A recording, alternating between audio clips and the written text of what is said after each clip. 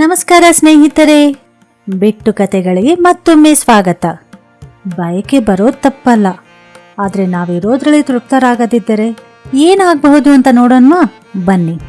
ಒಂದೂರಲ್ಲಿ ರಾಮ, ಭೀಮ, ಸೋಮ ಎಂಬ ಸ್ನೇಹಿತರಿದ್ರು. ಅವರಿಗೆ ವಿದ್ಯೆ ಇತ್ತು, ಒಳ್ಳೆಯ ಆಸ್ತಿ ಕೂಡ ಇತ್ತು. ಆದರೆ ತೃಪ್ತಿ ಮಾತ್ರ ಇಲ್ಲದೆ ಬೇರೆ ಏನಾದರೂ ಬೇಕು ಅಂತ ಯೋಚಿಸ್ತಾನೇ ಇದ್ರು. ಅಲ್ಲಿ ಹತ್ರದಲ್ಲಿ ಒಂದು ಭಯಾನಕ ಕಾಡಿತ್ತು. ಆ ಕಾಡಿನಲ್ಲಿ ಒಬ್ಬ ಋಷಿ ಇದ್ದ. ಅವರ ದರ್ಶನ ಮಾಡಿದರೆ ಮುಗಿಯದಷ್ಟು ನಿಧಿ ಇರೋ ಒಂದು ಗುಹೆಯ ದಾರಿ ಹೇಳ್ತಾರೆ ಅಂತ ಈ ಮೂವರಿಗೆ ತಿಳಿಯಿತು. ತಕ್ಷಣ ಈ ಮೂರು ಸ್ನೇಹಿತರು ಆ ಭಯಾನಕ ಕಾಡಿಗೆ ಹೊರಟರು. ಎಷ್ಟೋ ಕಷ್ಟಗಳನ್ನ ಅನುಭವಿಸಿ ಆ ಮುನಿ ಆಶ್ರಮಕ್ಕೆ ಸೇರಿದ್ರು. ಅವರಿಗೆ ನಮಸ್ಕರಿಸಿ ಆ ಸಂಪತ್ತಿನ ಗುಹೆ ದಾರಿಯ ಬಗ್ಗೆ ಕೇಳಿದರು. ಆಗ ಋಷಿ, ಮಕ್ಕಳೇ, ಆ ಗುಹೆಗೆ ಹೋಗೋದು ಅಷ್ಟು ಸುಲಭವಲ್ಲ. ದಾರಿಯಲ್ಲಿ ತುಂಬಾ ಕ್ರೂರ ಮೃಗಗಳಿವೆ. ಈ ರಾತ್ರಿ ನಮ್ಮ ಆಶ್ರಮದಲ್ಲಿ ಇದ್ದು ಬೆಳಿಗ್ಗೆ ಏನು ಮಾಡಬೇಕಂತ ಯೋಚನೆ ಮಾಡಿ ಅಂತ ಹೇಳಿ ಮೂವರಿಗೂ 3 ಕುಟೀರಗಳನ್ನು ಇರಲು ಕೊಟ್ಟು ಅವರಿಗೆ ಸೇವೆ ಮಾಡೋಕೆ 3 ಅಪ್ಸರೆಯಂತೆ ಇರುವ ಕನ್ಯರನ್ನು ಕಳುಹಿಸಿದ.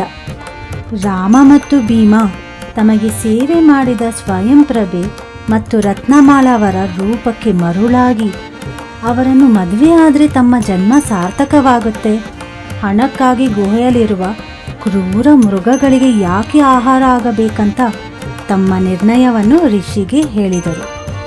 ಋಷಿ ಅದಕ್ಕೆ ಒಪ್ಪಿ ರಾಮ ಸ್ವಯಂಪ್ರಭ ಹಾಗೂ ಭೀಮ ರತ್ನಮಾಲರಿಗೆ ಮದುವೆ ಮಾಡಿಸಿದ. ಜೊತೆಗೆ ತನ್ನ ಹತ್ತಿರ ಇದ್ದ ಮಣಿಗಳನ್ನು ಕಾಣಿಕೆಯಾಗಿ ಕೊಟ್ಟಾಗ ಅವರಿಬ್ಬರಿಗೆ ಇನ್ನಷ್ಟು ಖುಷಿಯಾಯಿತು. ಸೋಮನಿಗೆ ನೀಡಿದ ಹುಡುಗಿ ಕೂಡ ಸುಂದರವಾಗಿಯೇ ಇದ್ಲು. ಆದರೆ ಸೋಮನಿಗೆ ಅವಳ ಮೇಲೆ ಮನಸ್ಸು ಬರಲಿಲ್ಲ. ಅವನಿಗೆ ಇನ್ನೂ ಆ ಗುಹೆಯಲ್ಲಿರುವ ಸಂಪತ್ತಿನ ಮೇಲೆ ಆಸೆ ಇತ್ತು. ಆ ವಿಷಯ ಅರ್ಥ ಮಾಡಿಕೊಂಡು ಋಷಿ ಅವನಿಗೆ ಗುಹೆಯ ದಾರಿ ತಿಳಿಸಿ, ನೀನು ತುಂಬಾ ಎಚ್ಚರವಾಗಿ ಇರಬೇಕು. ನಿನ್ನ ಆತ್ಮರಕ್ಷಣೆ ನೀನೇ ಮಾಡ್ಕೋಬೇಕು. ಸೋಮ ಕ್ಷೇಮವಾಗಿ ಗುಹೆ ಸೇರಿದ. ಅವನಿಗೆ ದಾರಿಯಲ್ಲಿ ಯಾವ ಕಷ್ಟನೂ ಉಂಟಾಗಿಲ್ಲ. ಅವನು ಗುಹೆಯಿಂದ ತನಗೆ ಬೇಕಾದಷ್ಟು ಬಂಗಾರ, ಮಣಿ, ಮಾಣಿಕ್ಯಗಳನ್ನು ತೆಗೆದುಕೊಂಡು ಗ್ರಾಮಕ್ಕೆ ಹೋಗದೆ ನಗರದಲ್ಲಿ ಒಂದು ದೊಡ್ಡ ಬಡಾವಣೆಯನ್ನು ಕಟ್ಟಿಸಿ ಕೆಲಸದವರನ್ನು ಇಟ್ಟುಕೊಂಡು ರಾಜ ವೈಭೋಗದಿಂದ ಇರಲು ಆರಂಭಿಸಿದ. ಸ್ವಲ್ಪ ಸಮಯ ಮೂವರು ತೃಪ್ತರಾಗೇ ಇದ್ರು. ಆದರೆ ರಾಮ ಮತ್ತು ಭೀಮರಿಗೆ ಅಸಮಾಧಾನ ಶುರುವಾಯಿತು. ರಾಮನಿಗೆ ಭೀಮನ ಹೆಂಡತಿ ಅವನ ಹೆಂಡತಿಗಿಂತ ಸುಂದರವಾಗಿದ್ದಾಳೆ ಅನಿಸಲು ಶುರುವಾಯಿತು. ಭೀಮನಿಗೆ ರಾಮನ ಹೆಂಡತಿ ತನ್ನ ಹೆಂಡತಿಗಿಂತ ಸುಂದರವಾಗಿದ್ದಾಳೆ ಅನಿಸಲು ಶುರುವಾಯಿತು. ಒಂದು ದಿನ ಅವರಿಬ್ಬರು ಭೇಟಿಯಾಗಿ, ಭೀಮ, ನಮಗಿಂತ ಸೋಮ ತುಂಬಾ ಅದೃಷ್ಟವಂತ. ಒಂದ್ಸಾರಿ ಅವನ್ನ ಭೇಟಿಯಾಗಿ ಬರೋಣ. ಸೋಮನ ಮನೆ ರಾಜಭವನದಂತೆ ಇತ್ತು. ಆದರೆ ಸೋಮನ ಮುಖದಲ್ಲಿ ಸಂತೋಷ ಇರಲಿಲ್ಲ. ರಾಮ ಮತ್ತೆ ಭೀಮ ಸೋಮನೊಂದಿಗೆ 1 ವಾರ ಇದ್ದು, ನಾವು ಋಷಿ ಆಶ್ರಮಕ್ಕೆ ಹೋಗ್ತಿದ್ದೀವಿ, ನಮಗೆ ಸ್ವಲ್ಪ ಅಲ್ಲಿ ಕೆಲಸ ಇದೆ. ತನಗೂ ಋಷಿ ಹತ್ರ ಕೆಲಸವಿದೆ ಅಂತ ಹೇಳಿ ಸೋಮ ಕೂಡ ಹೊರಟ. ಮೂವರು ಋಷಿ ಹತ್ರ ಬಂದರು. ಅವರ ಮುಖದಲ್ಲಿ ನಿರಾಸೆ ಕಂಡ ಋಷಿ ಮೂವರಿಗೂ 3 ಕುಟೀರ ಏರ್ಪಾಡು ಮಾಡಿದ. ಗುರುಗಳೇ, ನನ್ನನ್ನು ಗುಹೆಗೆ ಹೋಗೋಕ್ಕೆ ಭಯಪಡಿಸಿದ್ರಿ. ಭೀಮನಿಗೆ ಸುಂದರವಾದ ಹುಡುಗಿ ಕೊಟ್ಟು ಮದುವೆ ಮಾಡಿಸಿದ್ರಿ. ನನಗೆ ಸಾಮಾನ್ಯವಾದ ಹುಡುಗಿನ ಕೊಟ್ಟು ಮದುವೆ ಮಾಡಿಸಿದ್ರಿ. ಮುನೇಶ್ವರ, ಈ ಸಂಪತ್ತು ನಿನಗೆ ಖುಷಿ ಕೊಡಲ್ಲ.